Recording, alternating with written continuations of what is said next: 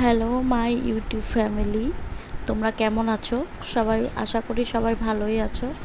আমি তো আছি, ভালোই আছি।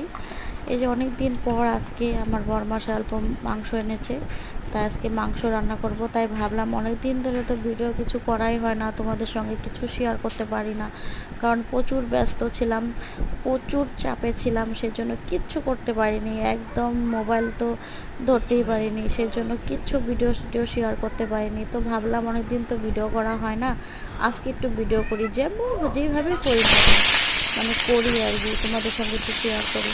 তাই ভাবলাম তোমাদের আজকে তো মাংস এনেছে, তো আজকে মাংসের রেসিপিটাই একটু শেয়ার করি।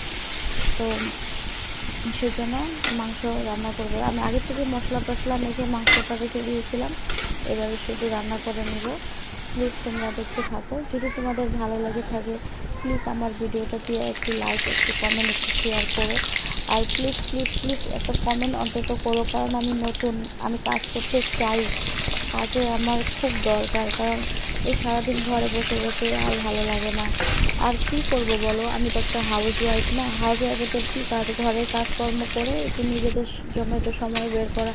তখনই ভাবি যে না, যদি কিছু একটু মানে করতে পারি, কিছু পাওয়ার আশা না, শুধু ভালোবাসা পাওয়ার আশায়। বন্ধুরা, তোমরা যদি আমাকে সাপোর্ট করো তাহলে আমি আরও নতুন নতুন ভিডিও করার চেষ্টা করব। তোমরা প্লিজ একটু সাপোর্ট করো। আমি তো নতুন, অত কিছু বুঝি না, অত কিছু জানি না, যেভাবে পারি ওইভাবেই আমি ভিডিও করি। তোমাদের যদি পছন্দ হয় প্লিজ একটু লাইক, একটু কমেন্ট করো, তাহলে আমি আবারও নতুন নতুন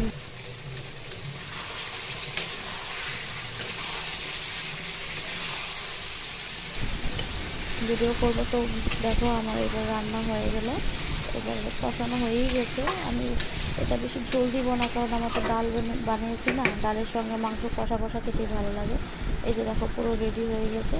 এবার সামান্য একটু গরম মশলা দিয়ে নামিয়ে নিলাম।